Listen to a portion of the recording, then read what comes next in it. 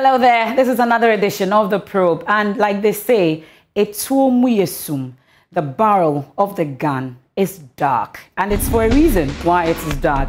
Tonight on The Probe, we focus on the illicit and licit acquisition and possession of small arms and light weapons. That's what we're talking about tonight on The Probe. Well, we know that in Ghana, we are described as the safest in terms of security when it comes to the sub-region.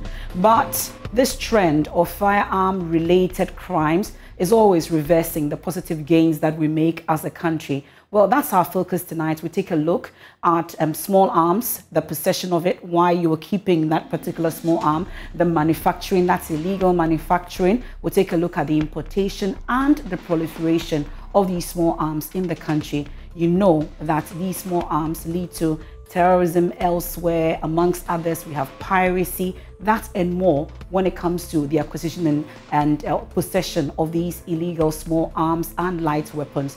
My guest tonight is from the Ghana National Commission on Small Arms and Light Weapons, Mr. J.B. Asante. You'll be joining us, so we delve deeper into it. When you can own a gun, how you can get it. Do you even know when to get a gun? And why do you even need a gun? That and more is on The Probe tonight. Your questions are always welcome via our social media platforms, #The Probe. We're live on the Joy News channel, also on Joy 99.7 FM. We're on myjoyonline.com and all our social media platforms. On DSTV is 421, GoTV channel 144. I am Emefa Apawu, and this is The Probe. Please, let's talk about guns tonight. Stay with me.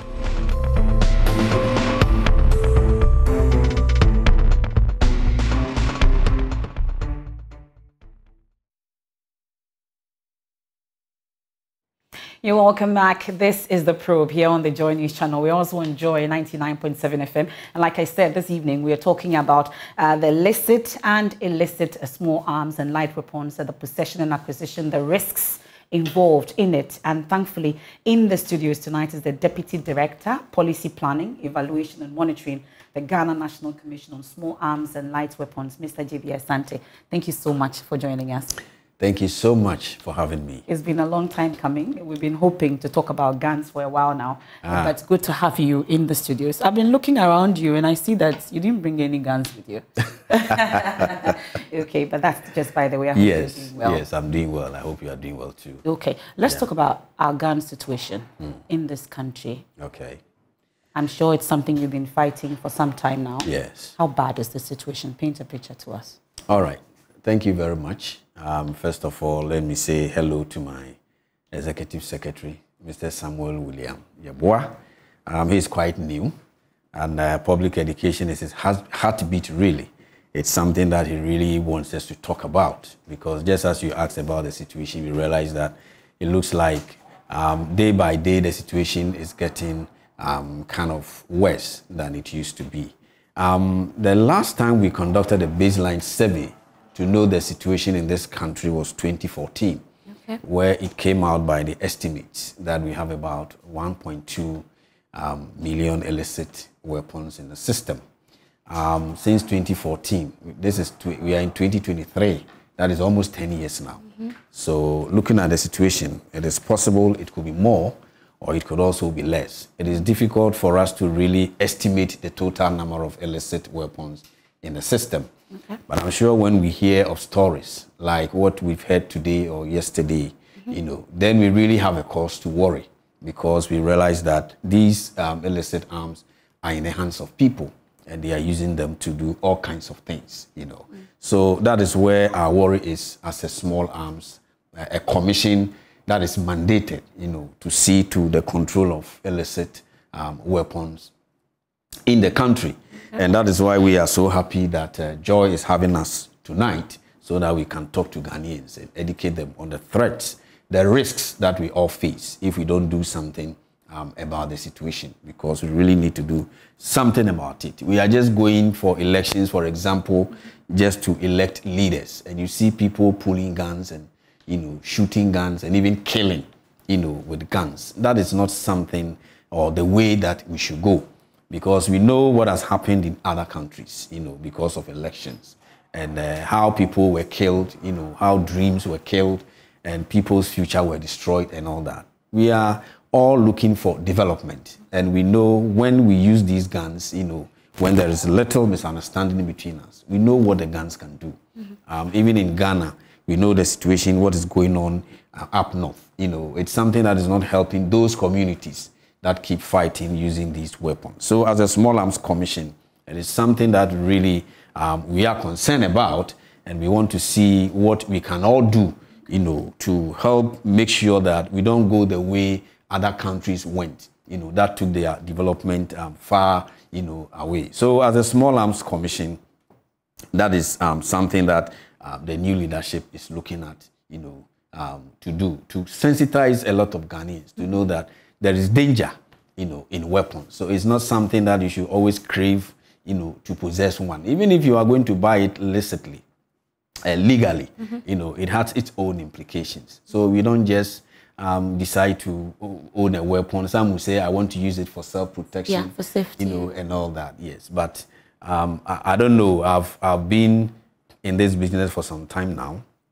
I don't know how many people really have been able to use their weapons to protect themselves when really, you know, there is that situation. So I think that we should rather see other ways of protecting ourselves instead of resorting to the weapon. And also we should try and build peace. We should try and dialogue when we have our own misunderstandings instead of using weapons to settle our differences, because the weapon can never settle our differences. Well, we'll talk about the classification of these small arms and the light weapons. And you were talking about an incident that happened yesterday and today. I'm sure you're talking about the Exim incident where the police has issued a statement. And the number of weapons we are told that was retrieved from this man are some of the issues that we'll get into, and also get into our audience questions shortly because we have a number of them.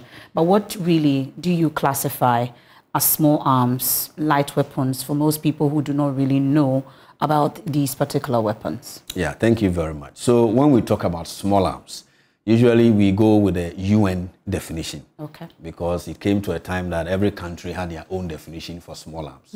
Some even included cutlasses, axes, and all that. So the UN came with a definition, a standard definition. So when we talk about small arms, all we are talking about is these guns that are manufactured for use by one person. Okay. So any gun that one person can fire, we classify it as small arm. So it could be the pistol or the revolver, it could be the pump action gun, it could be the single barrel, the double barrel rifle, the AK-47 that our security agencies are using, the G3 rifle, even the submachine gun. So far as the weapon can be fired by one person, then it's a small arm. And then when we talk about light weapons, interestingly, we are referring to weapons that are fired by 2 or more people, but we are saying it's light, you know. Yeah, so yes, so by definition, small arms is those that are designed for use by one person, and then light weapons, those that are designed for use by 2 or more people. Okay, yes. But these arms, really, the illicit ones, what are the sources of it coming into the country? Because we've seen some conflicts in this country, and like I said, referring to this particular incident and the kinds of weapons that are retrieved. And we've heard experts talk about the kinds of weapons that are used in these conflicts, chieftaincy conflicts, and then also other conflicts that we've witnessed in this country. Where really do these guns come from? Thank you very much. Where do these guns come from? And that is also one of the reasons why we want to talk, you know. So first of all, one source that we have identified has got to do with the porous borders. Okay. You know how porous our borders are, you know, and so people are able to smuggle or traffic these weapons into the country and sometimes also out of the country. So that is something that is really a border and a concern. Sometimes too, they get into the country through our ports, all right? Some people are able to hide them in all kinds of things, and they manage to bring them into the country. And those people, I'm sure, probably they are thinking that we are just doing business. They are just looking at the monetary aspect. But we should consider the security and the danger aspect of what we are doing. The weapon that you have brought into the country, you don't even know which people the weapons will fall into their hands and the kind of things they can use their weapons for.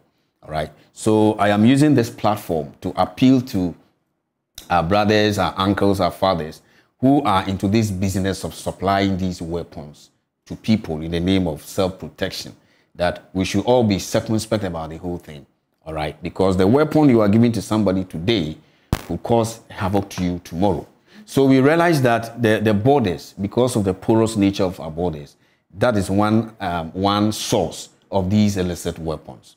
Now, again, we also realize that our blacksmiths, you know, they also have learned, you know, with time, how to produce these weapons. And some of them do that underground because per the law, it's a crime.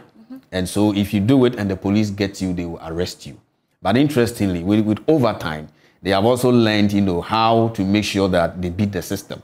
So they do these things underground. And it's very difficult to be able, you know, to identify those who are really manufacturing. But I'm sure once in a while you do hear that some blacksmith has been arrested with a number of these weapons, you know, that he has produced, you know. So that is also another source of these weapons. Now, sometimes the police are able to see some of these illicit arms, and we help them to trace to the source of these weapons. Some of the weapons, we realized that they were coming from some of the armories of the security agencies from our neighboring countries. You know, because of the war that happened in some of these countries, you know, Cote d'Ivoire, you know, what happened in Libya, and some of the weapons, you know, just trickle down, you know, and they are able to bring some of the weapons here. And per the ECOWAS Convention on Small Arms and Light Weapons, all member states are supposed to mark, you know, their weapons, all right? And because some of these neighboring countries have marked these weapons, when they come into the country and the police sees it and we go to do the tracing, then we see the marking, then immediately we know these weapons are coming from, you know, these countries. Yeah, so sometimes that is how they manage to get some of these weapons into the country. From which country do we have the highest tracings that we've done so far? Do we know? The highest so far has been Cote d'Ivoire, all right, because of what happened there, you know. So some of their weapons got into the system, and then with time, somebody also needs money to do something, and then he sells the weapon to somebody who brings it into the country, you know, and they use it to do all kinds of things. It is also believed that some of our arms dealers, all right, I don't have the evidence yet, but it is believed that sometimes some of them also do sell these weapons to some people without going through the normal process. And if that is true, that is also dangerous, because then you are also contributing to the insecurity, you know, in the system. And I think if anybody is doing something like that, there is a need for the person or for that arms dealer to make sure that they put a stop to that, because they don't help our security situation. I don't know if this has been brought to your attention also, since you're talking about people who are actually selling illegally. We're told that there are some so-called big men who are also behind fueling these conflicts by providing arms to those involved or factions involved in some of these conflicts that we've witnessed in the country. Has that also been brought to the attention of the Commission? No, I mean, but we hear, just like you are saying, it's something that we all do here. Yes, but as to whether it is true or not, we cannot tell. But I'm sure, just as I'm saying, I mean, if it is true, then they should also know what they are doing to all of us. You know, they are contributing to the insecurity in the system. And you may never know, tomorrow, that same weapon, you know, could kill a loved one, or could kill a family member. So why would we want to do such a thing? So we think that we should all be thinking about our safety, our security, our development, think about the interest of others, and make sure that all those who are doing things like that, if it is true, I think we should all try and make sure that we put a stop to those things. Well, how challenging would you say it's been for the Commission and all the related agencies to be able to trace these illegal arms in the country? I know it's been very difficult, because you talked about the figures that you have from 2014. Yes. Until then, we don't have any current figures after 2014 on these arms. Really, how difficult has it been? And are we hopeful that we'll be able to get a hold on this situation? All right. So it is very difficult, especially where the weapons does not have any marking or doesn't even have any serial number, you see. Then it is difficult to trace. Sometimes the weapon has a serial number, all right. But, you know, it came from somewhere, ended up somewhere, and it has moved on to another place before, you found it, where there are no proper documentations, then the tracing becomes a bit difficult, okay? But if it is something that had some documentation, like I said, that has some markings, then it becomes very easy for you to trace. And then also, let's say if it's a registered weapon, somebody acquired a weapon legally in the country and registered it. The police has information on the weapon in their system. Okay. So in that case, if we find the weapon anywhere and we realize that it has these markings on them, or they go into their system and they can't find a weapon in their system, then it becomes very easy for you to be able to trace, you know, to the owner of the weapon.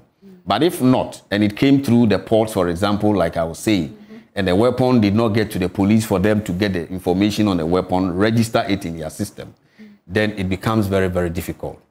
So that has been the challenge, all right? That has been the challenge. So what we need to do is to try as much as possible to see how we can prevent some of this trafficking that is going on, you know, along the borders. Okay. Yeah, so as a commission, for example, we are now moving to the borders. We are establishing offices there. We are deploying officers, training them and deploying them to make sure we get them the right logistics and the equipment to be able to detect some of these weapons at the borders and also at the ports. That will help us to be able to curtail the inflow of these illicit weapons. But if not, and they get into the system and they get into people's hands, even when you recover them or retrieve them, it is not that easy to trace where they are coming from. Yes. Well, I'll get into the audience question because, like I said, a number of them, but really, what is the threat that we face with the acquisition and possession of these illicit arms in the country? Thank you very much. So I mentioned earlier that, especially when we are going to elections, we remember last year, I think November or December, we had internal elections. And people decided, some young men decided to go for their weapons, you know, and to fire some shots. For what? All right. So it is something that all of us should be concerned. It has even, we have gotten to the situation where people are even just having a normal celebration and they want to fire weapons. And then accidentally they kill somebody. All right. It's something that we should all be concerned about. We know that usually during our traditional or cultural of festivities, we know that normally we used to, especially the chieftains, you know, they will fire some musketry, you know, gunpowder, which was harmless. But these days we see people using live ammunition and they are firing everywhere. It is something that really calls for concern. So all of us should really, really be concerned. That is the kind of threat that we face. So if we are going into elections and everybody wants to arm themselves just because we want to make sure that they are not going to cheat us and all that, you know, then if you are not careful, the peace that we are enjoying, you know, it is something that a time will come and we will realize that that peace is no more there. And then we realize that we are drifting and moving into, you know, the arena where some countries found themselves so many years ago. So we are trying to prevent, all right, we are trying to prevent the situation where Ghana gets to a point where everybody is pulling guns because we have some scores to settle. But that is not the way to go. At least let us learn from what happened in other countries around us. Did the gun bring any solution? No. It did not. And then also those who, the listing, oh, I want a weapon to protect myself. I need a weapon to protect myself. Look, the weapon, when you get a weapon, it doesn't really give you that kind of self-protection that you think it doesn't. It gives you. No. You see, it has some psychological effect on you. And so the listing, your mind goes to the weapon. All right. So even in situations where your life is not really being threatened, you feel like going for the weapon. I remember last year there was a video that was in circulation. They had accosted this suspected trafficker, whom they suspected of trying to traffic a little girl. And they were beating him and all that. And I saw this gentleman holding his pump action gun, you know, amongst the people. And the suspected kidnapper had held the pump action gun and they were struggling over the gun. You can imagine what could happen accidentally. He thought that, oh, I have a gun. So even in a situation like this, I need to go and bring the gun. You see, it doesn't help when everybody wants to own a weapon. And that is why we are seeing what we are seeing, you know, in places like Boko. A lot of people have weapons. So the least misunderstanding, somebody goes to pull their weapon and wants to settle some score. But you see, even as you kill somebody, somebody's family member or somebody's beloved, the person will not also let the matter just lie. The person will want to also make sure that he also kills somebody. And then it continues. So if everybody pulls their weapon, before we realize, we are killing one another. Is that what we want? I don't think that is what we want. So we, as Ghanaians, I mean, let us appreciate the relative peace that we have in this country. Let us appreciate the relative development that we have. We want to develop and move on. We want to advance. But if we bring in these weapons, definitely it is not going to help us, especially the young ones, the youth, all right, who, because of political elections, they always want to brandish weapons, you know, almost everywhere. Very soon we'll be having internal elections and then leading to the general elections next year. We are going to have primaries to elect, you know, flag bearers and also to elect parliamentary aspirants and all that. We want to beseech the youth. This is not the time to pull weapons. This is a family something. We are brothers and sisters. We just want to go and then indicate who we think should be our leader. We don't have to go fighting. If there is anything we don't understand, let us sit down, let us dialogue, let us jaw, all right? And make sure that at the end of the day, if it is political party A or B, we are the winners. And at the end of the day, it is Ghana that will become victorious, all right? Instead of pulling guns and fighting because I think you want to cheat, somebody says you did this and you did that, it doesn't really help us. So we should all try as much as possible to make sure that what other countries have experienced, we don't experience same. We are surrounded by francophone, you know, countries. If we should become refugees now and we should carry our stuff and move to Cote d'Ivoire or Togo or Burkina Faso, I mean, you can imagine. A lot of people say Ghanaians are very hospitable, all right? But I'm not too sure if we will experience the same thing if we should find ourselves as refugees, you know, in other countries. So this is something that we all want to prevent, so that we'll be able to go about the things that we do every day and we enjoy. The freedom that we have, we want to continue to enjoy that. Yes. Now that you mentioned Boko, on this show, sometime back when we were talking about the protracted conflicts, the issue about intensifying weapons for community development or for cash came up. And I would want to find out the status of that. How has it been? Has it helped in any way in terms of that particular measure that we're hoping to, you know, implement? Weapons for community development. Yes, that is a very brilliant idea. Currently, I'm not too sure which particular department or unit or ministry is undertaking that project.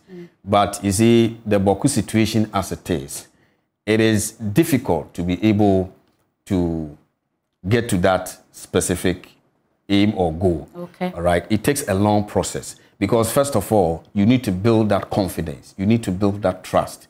You should be able to get the two sides to agree that now we think that there is no need to fight anymore. Okay. And we should be able to have confidence in each other. They should be able to have confidence in the, you know, the security agencies and all the other stakeholders. And then they themselves must agree that we think that we have fought for some time now and it is not helping us. Let us put our weapons down, all right? And even give them up so that these weapons will be destroyed in exchange of some development programs. So that is something that can be done. So I'm sure it is something that probably, I'm sure we are still in the process. I know a lot of negotiations are going on to make sure that the two factions, you know, will lay down their weapons and come to the round table and talk, you know, and make sure that they have peace. Okay. Normally weapons for cash, it is not something that we encourage as a commission. Okay. Because normally when you tell somebody to bring you his weapon for cash, first of all, he's going to make sure if he's getting any cash, that cash should be more than the weapon, the cost of the weapon that he has. And probably he will bring the weapon and get the cash and probably go and buy even more sophisticated weapon. You understand? So normally we do not encourage this weapon for cash thing. Yes. And also before somebody will bring his weapon even for cash, then it means that he can be sure of his security. He can be sure that if I turn in a weapon, I don't need any weapon anymore because I think I am safe and it is not something that I really need. So let me turn it over and then make and then get the cash. So we'll encourage exchanging weapons for some development program or for something that the person really needs that will help the person's personal development rather than giving cash. Okay. Yes. Well, let's get into the first part of questions that we have tonight. So this one from AC starts with, what is the procedure for acquiring and possessing a gun, i.e. a shotgun and a handgun or sidearm legally, she's asking. And we have this one from Emerald. Can one buy a firearm from a blacksmith or anybody? If no, why not? Emerald, I think you've been speaking to that. And Arabna says, what does the law say on public display or discharge of firearms? That's Arabna's question. And we have this one from Pakwisi. What is the position of the law on the transfer or sale of small arms by a person who is not a licensed dealer and a licensed civilian arms dealer? That's Pakwisi's question. Yeah, that's enough for now, right? Okay, let's take Amma's question. And it says, can one inherit a firearm through a will? Well, let's deal with this batch, and then we can take some more. Okay, so maybe we'll start from Amma's question. Can one inherit a firearm through a will? Okay, yes and then no. Yes, in the sense that, yes, somebody can will his or her weapon to you. Let's say your uncle or your dad has a registered weapon and decides to will it to you. Mm-hmm. So, yes, you can own the weapon through that will, but it's not automatic. Okay. Why? Because you also need to go through a certain process. So the process that your dad or your uncle went through to be able to acquire the weapon, you must also go through the same process. Oh, okay. So if you go through that same process and you are cleared that, oh, Emefa is somebody that we think can be given a weapon, then you can own that weapon. How do you determine that someone is rife to be able to hold a weapon? So that is where you have gone through the process. Okay. And then the police, determines that. Mm-hmm. So somebody asked about the procedure, yes, and I'll come to the procedure. Yes. So the procedure, as it is, in some countries actually, civilians are not allowed to possess weapons. It is only left for the security agencies, to protect, and also to make sure that there is order, in the country. But when you come to Ghana, mm-hmm. our law permits us to possess weapons. Okay. That is the Arms and Ammunition Act 1972. Mm-hmm. All right. So if you're a civilian and you want to possess a weapon, the law allows you to do that. Now, there are three reasons why the law will allow you to acquire and possess a weapon. One, that is if you want to use it for hunting. Mm. Two will be if you want to use it for self-protection. And then three will be for protection of valuable property. So these are the three things that the law talks about. Now, the law says that you must be 18 years and above. Mm-hmm. You must be physically and mentally fit. So you go to the police, first of all, if you want the shotgun. So let me explain the difference between the shotgun and then the handgun, or what others call the side gun. So when we talk about the shotgun, that is the long one, the pump action, the single barrel, the double barrel, that I mentioned earlier. And then when you talk about the sidearm or the handgun, we are talking about the pistol and the revolver. Of course, they are all small arms. So when it comes to the shotgun, you go to the police. Okay. They have a unit called the Firearms Registry. That is where you go. Every police district, they have a firearms registry. So when you go, they will want to know why you want to possess a weapon. Mm-hmm. If it falls within the three that I mentioned, they will take you through the process. So they will make sure that you are mentally fit. All right. They ask you a few questions that will help them to determine whether you are mentally fit or not. You must be physically fit. They will see to all these things. And then again, like I said, you must have the means, all right, to purchase the weapon. So what do you do? What work at all do you do? Why do you really think you need a weapon to protect yourself? All right. The law again says you must be of good character and repute. All right. So they look at all these things. They check your background. Yes, they check your background. So they will do background check, make sure you don't have any criminal record. They will do all those things. All right. Sometimes they will even come to where you stay, ask a few questions about who is Emefa and all that. That will also help them to determine whether really you are somebody that can own a weapon or not. Okay. So when they do all that background check and you are clear, then they will give you a permit. A permit you take to a licensed arms dealer.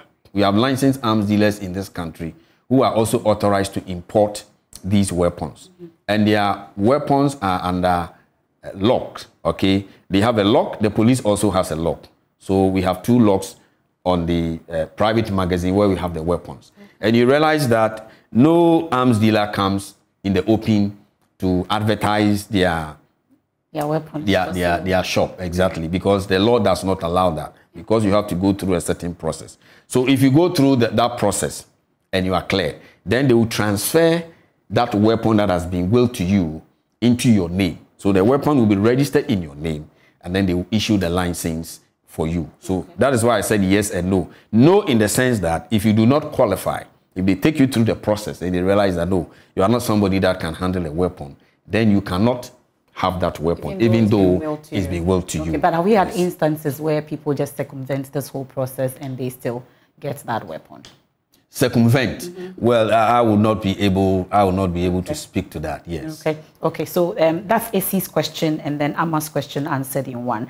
Irabna is asking, what does the law say on public display or discharge of firearms? Okay. So Section 7 of the Arms and Ammunition Act 1972 does not allow the public to just display arms, in the public. Okay. Why are you displaying your arms in the public? Why are you firing shots in public? All right. It poses danger to others. So the law does not allow that. So let us take note. So if you know of somebody who lives within your community and he's been brandishing his weapon and firing warning shots, sometimes some of these young guys, he has a registered weapon, all right. And sometimes even going to the beer bar, you see him having the weapon there, and the least misunderstanding, he brings it out, fires one warning shot. It is not right. Is warning shot even allowed? It's not allowed. Okay. It's not allowed. It is only allowed when, like we said, you really think your life is in danger and you need to scare your attacker away. But we have people at night before they sleep every night. Yes, that is wrong, and it's also very dangerous because you may not know where the bullet will even land. Okay. All right, so it is not something that is advisable. But just as you buy the weapon to protect yourself, then if you realize your life is really at risk, then maybe you can fire a warning shot just to scare the people away, but not just to be firing warning shots. It can get you into trouble. Okay, so yes. Emerald is also asking, can one buy a firearm from a blacksmith or anybody? If no, why not? You've been talking about a blacksmith issue. Yes, thank you very much. So the blacksmiths are not allowed to produce weapons. Nobody has been given authorization to do that yet, at least not yet. So if you go to buy a weapon from a blacksmith, it means you have gone to buy an illicit weapon. And when the law gets you, the law will deal with you. According to the Criminal Offences Act, Section 192, if you are accosted with a gun or a firearm without authority, that is a first-degree felony, and you can go in for a minimum of 10 years. So you realize that it is really not worth it, going through the back door to buy a weapon in the name of self-protection.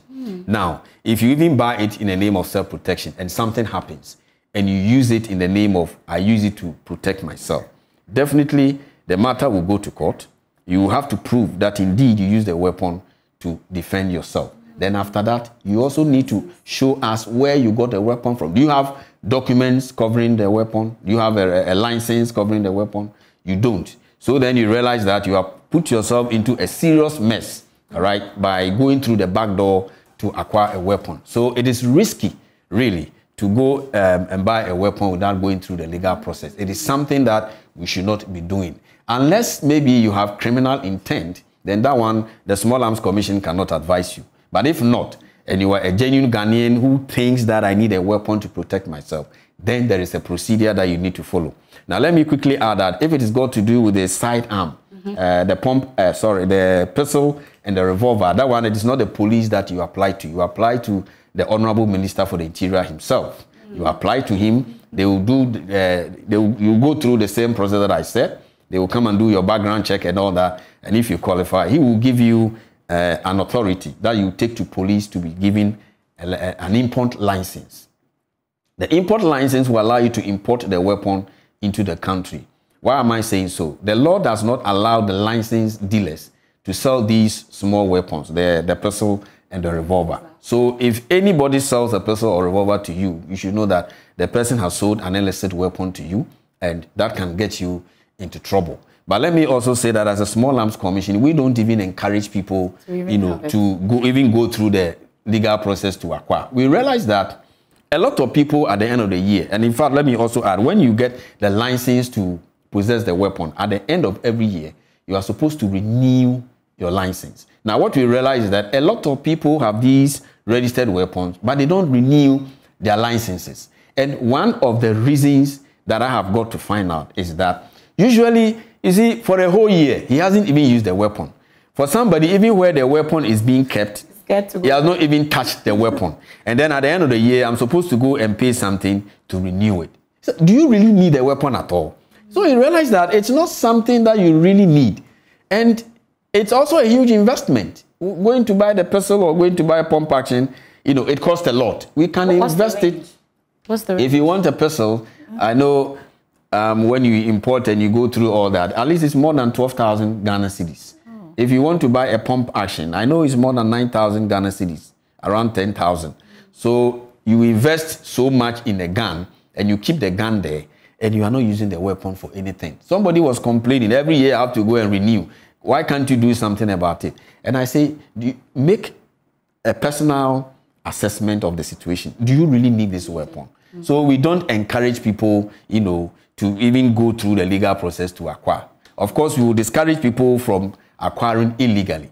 I would say if you really do your own personal assessment and you think you really need a weapon, then make sure you go through the legal process. But it's not something that people should really want to do.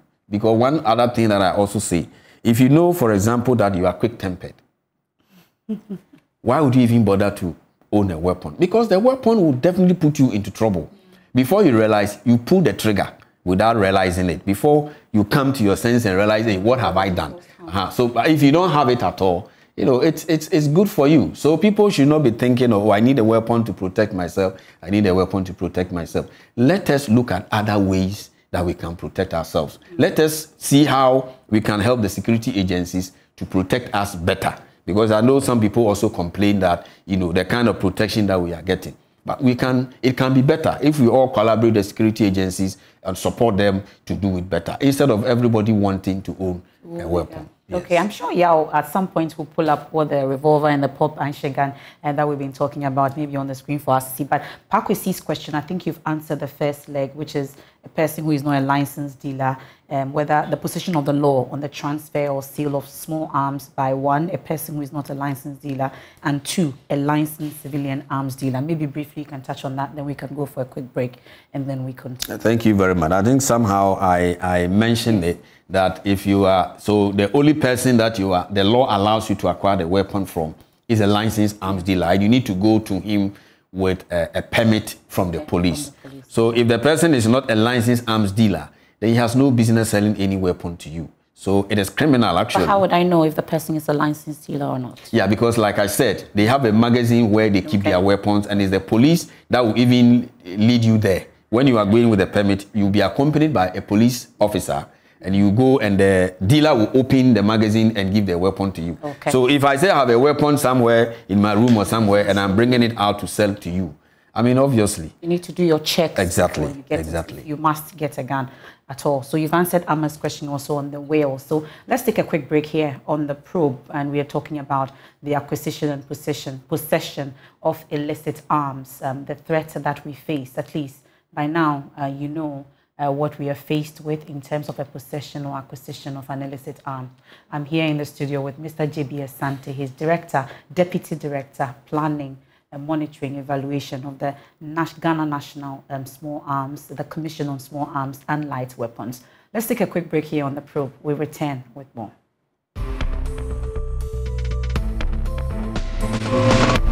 You're welcome back. We are on the probe and we're talking guns tonight. And Mr. J.B. Asante is still my guest in the studios. And before we went on the break, a number of your questions we took. It looks like we just have to go into the next batch of questions so we can take more answers from you, the public, on what your questions are, what you think you want to know when it comes to acquisition and possession of arms, both licit and illicit. Yeah, so we have Frank's question, and it says, should or can people have confidence in the security agencies instead of resorting to acquiring firearms? Another one, this is from Yao, it says, are there any risks in acquiring illicit small arms to protect yourself? And Maxwell says, what is the penal sanction for illegal possession or possession without authority? You have more? And Alex says, what should one do if they don't want their firearm anymore and they intend to dispose of them? Kweku says, what is the role of the general public in the fight against the proliferation of illicit small arms and armed violence? And Haruna has this one, what is the Commission doing to address the challenge of illicit small arms in the country?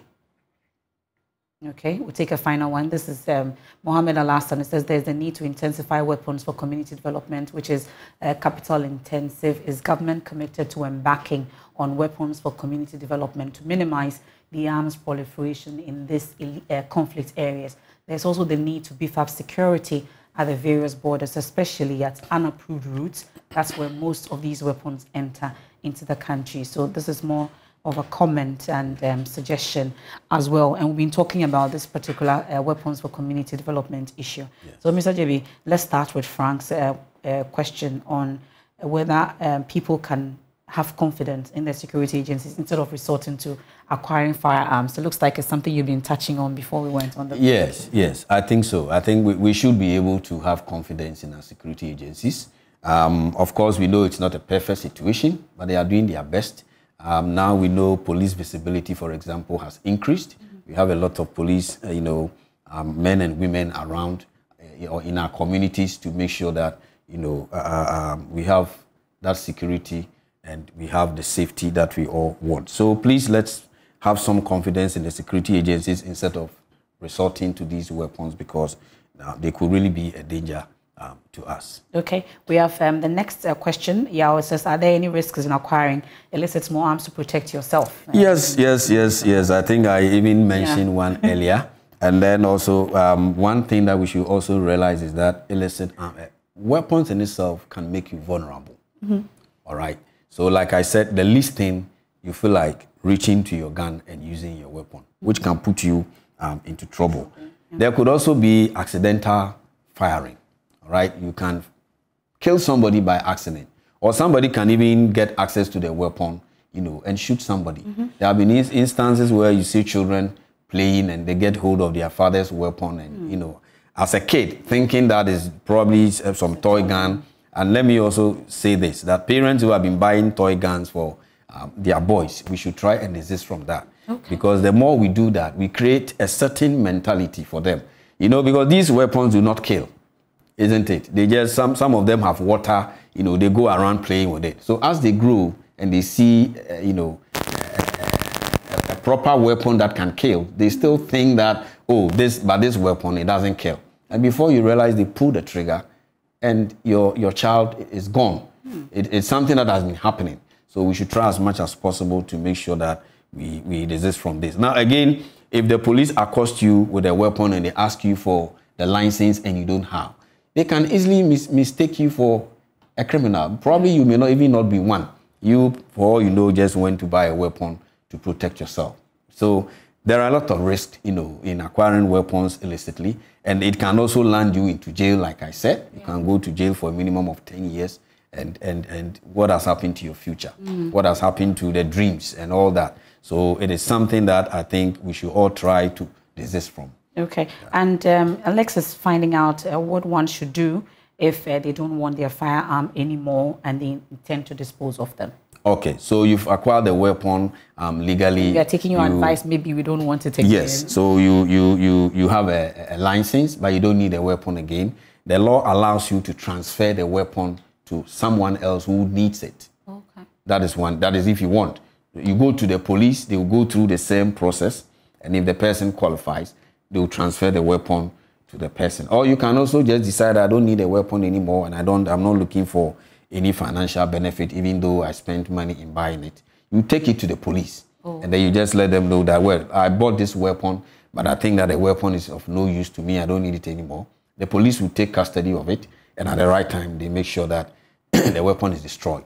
Oh, okay. Yes. So you can donate it to the police. They won't use it. No, they will not use it. You just go and give it to the police. That is the law. Okay. And they will take custody of it, custody of the weapon, and make sure at the right time the weapon is destroyed. Okay. Yes. Well, before we come to the role of the general public, which is Kweku's question, let's take the commission, what the commission is doing to address the challenge of these illicit arms in the country. Okay, thank you very much. So one of the things that we are doing is the public education and sensitization that, we are doing, for which reason we are even here tonight.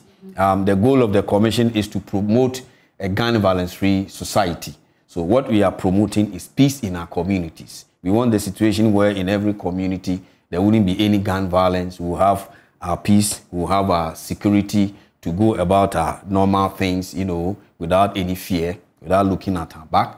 That is what the commission is promoting. And so we are educating Ghanaians and sensitizing Ghanaians for Ghanaians to see the dangers involved, in these illicit weapons that we are acquiring. And also for us to know that if we want our development to move on, if we want to, sometimes we compare ourselves with the developed countries, but we will get there, gradually, if we make sure that we do the right things. And we take out conflict, armed violence, they all don't help us. So we need to do that. So one of the things that we are doing is the public education and sensitization that we are doing. Very soon we'll be launching our ballot without bullets. Like I mentioned earlier, we are going in for internal elections, and we shouldn't wait till 2024, because even in internal elections, people pull guns, and that is not something that should be done. So as a commission, it is something that we are doing. Again, like I said earlier, we're also trying to see how we can prevent the weapons from filtering in along the borders. So we are moving to the borders. We are setting up offices, deploying officers there, equipping them to make sure that they'll be able to collaborate with the other security agencies along the borders and see how we can stop some of these weapons from entering the country and getting into the wrong hands. All right. Again, we are also trying to engage the blacksmiths, who are another source of these weapons. So what we are trying to do is to group them into associations. So definitely you cannot identify that Kweku or Menu is manufacturing. But if we bring all of them together and we sensitize them, we appeal to their conscience, those who are doing these things will see the need to put a stop to it. And then we can also even use the associations to monitor the activities, and they will also even help us. They will collaborate with us, collaborate with the security agencies to be able to get the bad ones who are manufacturing these weapons illegally, to put a stop to it. Again, we are collaborating with the Ghana Police Service, for example, and we are making sure that if a weapon is seized from any crime scene, we help in the tracing to make sure that we can get to the source of the weapon, so that we make sure that such sources of weapons, we have the right interventions to make sure that it is not something that is going to So with this continue. Axim one, for instance, yes, we are going to collaborate to be able to trace. Sure. So we are going to collaborate with the police to know to have a look at the weapon and see if it has some serial numbers and all that. We'll go into the police system to make sure whether these are registered weapons, or not. Okay. So that is something that we do. We've also helped the police to mark, their weapons, so that it becomes easy if you find these weapons anywhere. I think about 2 years ago or so, we heard about these secessionists in the Volta region that were able to get hold of some police weapons. When the weapons were retrieved, it was easy to realize or to find out that these are the police weapons that were taken away because they had been marked. So that is also something that we are doing, as a commission. Yes, and other things. Well, let me bring in some questions also on our Facebook feed live. This one from Kwame Osei. It says, can we attribute some of these proliferation to the traditional and chieftaincy institutions What does the law say about public display and warning shots firing during festivals? At least you've spoken to the second part of the question already. So he's asking if we can attribute some of these proliferation to traditional and chieftaincy institutions. The traditional and chieftaincy institutions, well, we know they have their armories. And normally these armories are very well guarded. So we cannot say that they contribute to the proliferation of these weapons. Because normally the weapons are well kept, and they make sure that whoever gets the weapon, you know, is accountable for whatever weapon that goes out there. So we cannot really, you know, attribute the proliferation problem, part of it, to them. To the chieftaincy institutions. Okay, so most of the questions I see there, we've touched on it. So finally, briefly, to the general public, what their role should be. At least if we are doing see something, say something. That's right. This, but are we employing that also with guns? So which one is this? Yeah, has put this is the revolver. This is the revolver. Yes. Okay. This is the revolver. Yes. Okay. That's the revolver. Well, whilst we see that, and this is a pump action gun. Pump action gun. This is a pump action gun. Unfortunately, our radio audience are not able to see that. Yes. Our TV audience, you can see that. But so briefly, to the general public, we are almost. Thank you very much. So to the general public, I mean, like I said, when it comes to security, it's not only the responsibility of the security agencies. It is the responsibility of all of us. Our safety, our security, it is something that all of us should be concerned. The security agencies cannot do it alone. When you go to the developed countries, take America for example, we hear of some of the things that happen there. They have all kinds of sophisticated systems, and yet people manage, you know, to get hold of weapons and use them to do all kinds of things. So as civilians, it is something that we need to collaborate with the security agencies and make sure that we fight this battle together. All right. So like national security is doing, you see, if you see something, you say something. Of course, it is part of the things that the see something, say something is really about. Because, you know, the see something, say something is particular about these violent extremism activities, you know, that has been happening around us. And we are making sure that it doesn't get, you know, into these countries. And normally we know the tools that are used are these small arms. Okay. So if you are a civilian and you see something is going on, you know, you see some people playing with guns, or you see people and the way they are holding guns, you don't just have to keep quiet. All right. You have to make sure that you alert somebody to make sure that we prevent anything or any untoward thing that can happen to all of us. So let us join also in the public education that we are doing. We have brothers, we have sisters. What you have heard, when you go, you also, you know, talk to them. You know, those who are using weapons, and even when they are having a normal celebration and they are firing shots and all that, let us talk to them to put a stop to it. Because when it happens and Ghana is hit with this armed conflict, it affects all of us. All of us are going to suffer one way or the other. So as citizens, as Ghanaians, let us all help and join in this education. And let us also talk to our brothers, our fathers and our uncles, especially with these elections that we are going to. Let us all join in the ballot without bullets campaign. We are just going for elections. We are not going to for a war. Okay. Thank you so much, Mr. JVS. Thank you also. Deputy Director, Policy Planning, Evaluation and Monitoring, Ghana National Commission on Small Arms and Light Weapons. My guest on the program in this edition. Well, Prime Take is up next for our TV audience. Our radio audience is A Walk with Jesus. I am Emefa Apawu. There's more when you log on to myjournalonline.com. Many thanks for your company.